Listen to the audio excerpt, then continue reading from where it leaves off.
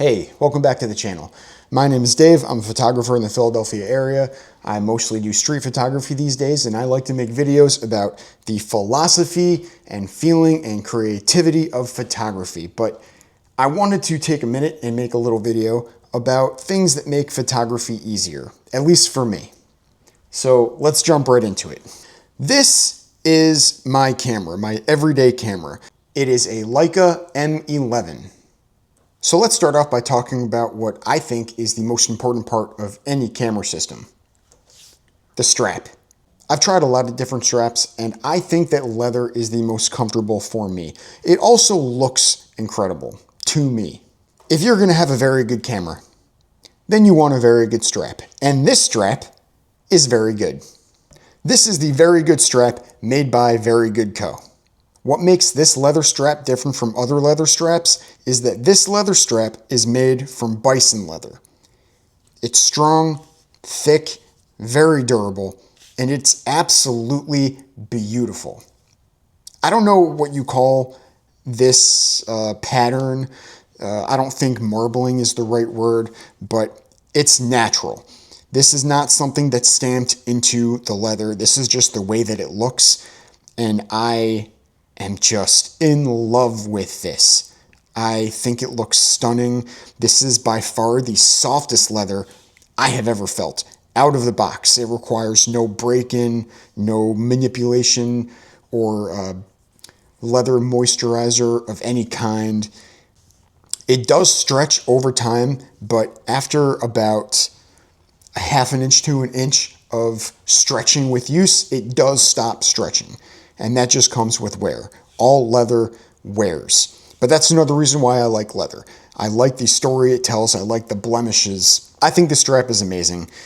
It's comfortable around my neck. I've had a lot of leather straps that at some point during the day wearing them, they become uncomfortable. I start to chafe around my neck, or in the sun, the leather becomes very hot and that starts to burn my neck.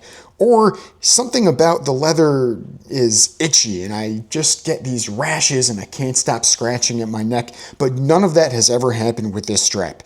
I mean, this strap is just unbelievably comfortable. I could wear this all day and forget it's there. Everything that I talk about in this video, I will link in the description below. But yeah, this strap, incredible. The next thing I want to talk about is also attached to the camera, and that is this bottom plate. This bottom plate is made by Owl Crown. In general, I've actually always been very against bottom plates and grips on cameras. I like to use cameras as they are from the factory. I've never used a camera and felt that I didn't have enough of a grip on it. One of the things I like about Leica cameras is their incredibly slim profile. There's really nothing here. The only grip on this camera is going to be this small thumb piece right here. I've never had a problem gripping a Leica camera or a Fujifilm camera or an old film camera that just has a very slim profile and nowhere to grip. I've never personally understood people's complaints about certain camera brands or models that don't have something to grip on the camera. I've never felt on this camera or any other camera that I didn't have a strong grip.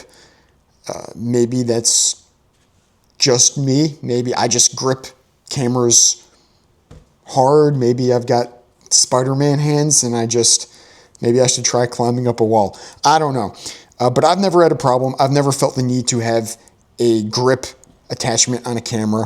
But when I saw this bottom plate from Owl Crown, it really doesn't add anything to the camera.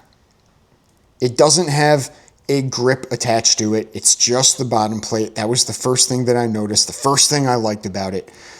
But the real selling point of this is this little kickstand right here. When you have a heavy lens on the camera, you know the camera is not going to tip over because you have this little kick plate. Honestly, when you see this, you think to yourself, well, why wasn't this solved years ago?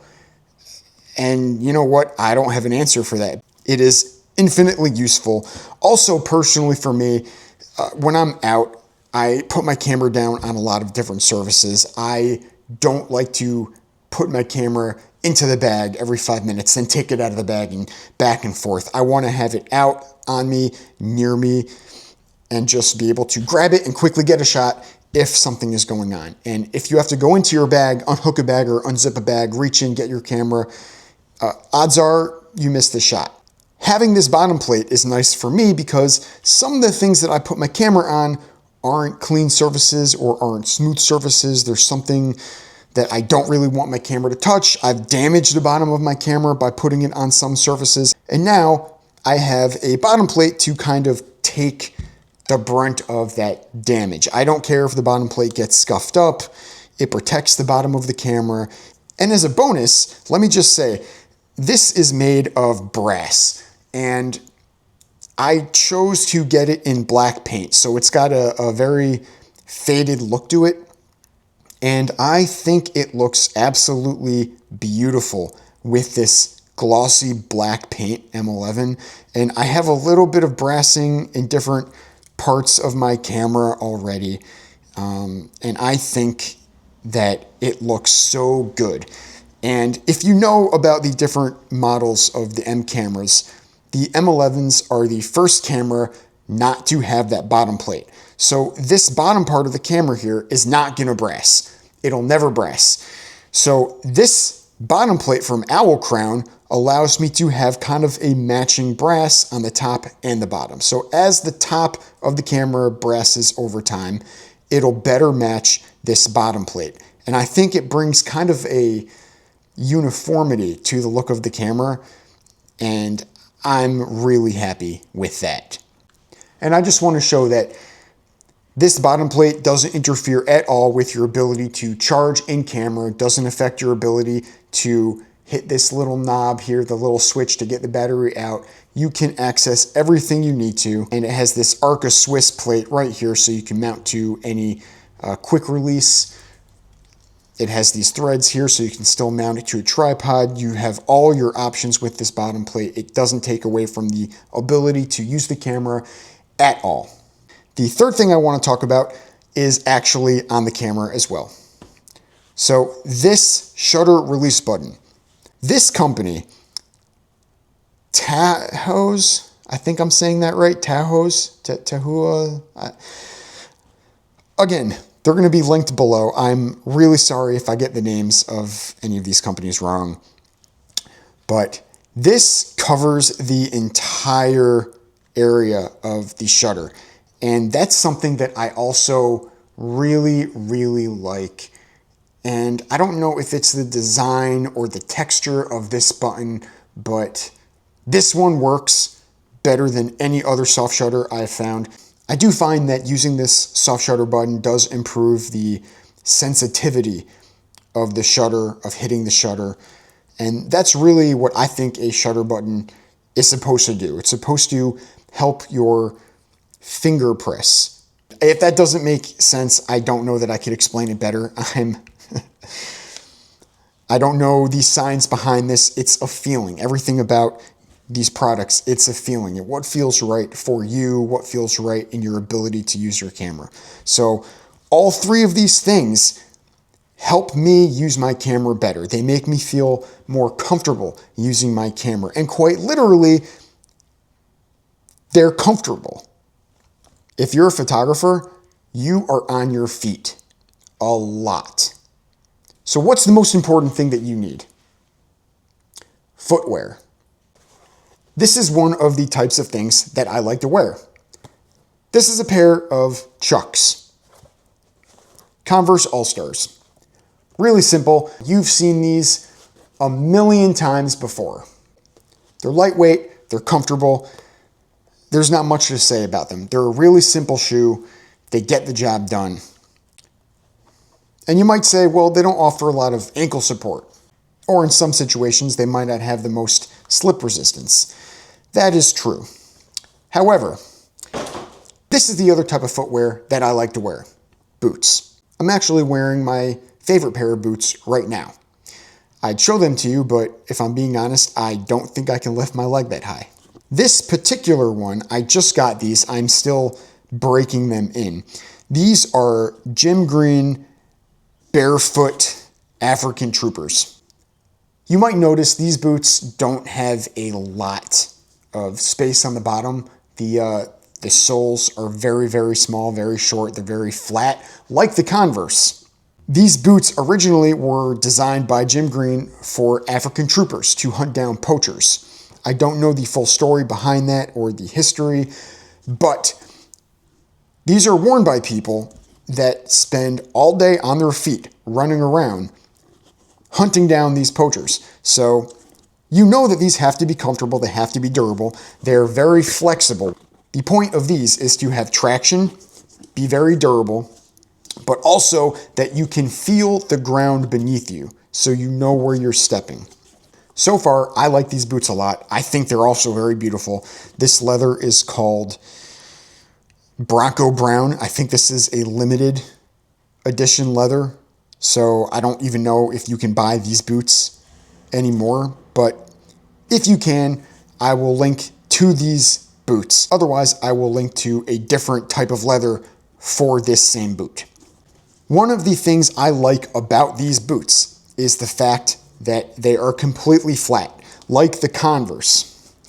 And the reason why I like shoes like that is because if you know anything about posture and about health, you know that footwear with a zero heel drop are the best for you. They're good for your posture, they're good for your back, and I've mostly been trying to wear footwear that doesn't have any kind of a incline in the heel.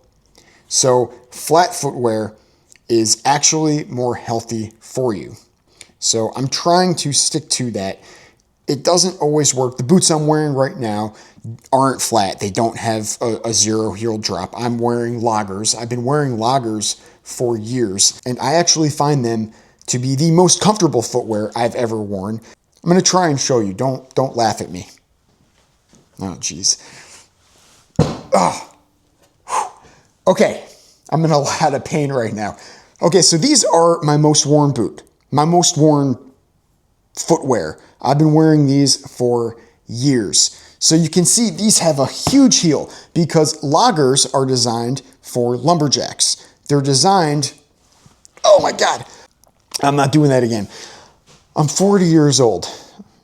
You know what I mean? Loggers were designed for lumberjacks. And the reason why the heel looks the way it does, the reason why it's so big is because it allows you to dig your heels into the ground for better footing. So it kind of plants your feet into the ground to make you more stable while you work. And I served in the military, so I've worn boots since I was 18. And the boots that I wore in the military were actually very similar to loggers, so I got used to wearing that kind of footwear. So after the Army, I didn't find anything else comfortable. So I've been wearing these for a long time. I often use them to plant myself into the ground, and I think they work really well. But now that I'm learning more about footwear and health, especially because I'm getting older, and because I'm getting older, I have back pain and shoulder pain and elbow pain and knee pain and ankle pain and foot pain. I'm trying to do things to make myself a little bit healthier. And one of those things is to wear footwear with a zero heel drop because the science says it's better for my posture and a lot of my pain will go away. So that's what I've been trying to do. I'm wearing the loggers still because I'm breaking these other boots in, and I'm not going to wear them for 8+ hours a day if my feet are going to be blistered and bloody. You have to wear them in slowly, and then after they're broken in and comfortable, you're good to go. So that's what I'm working on. But I really love the boots so far, and I can't wait to see how much more comfortable they get after I'm done breaking them in. Well, I think that about does it. Let me know in the comments what products make your photography easier. If you have any of the products I talked about, let me know what you think of them. Thanks for watching, and I'll see you in the next one.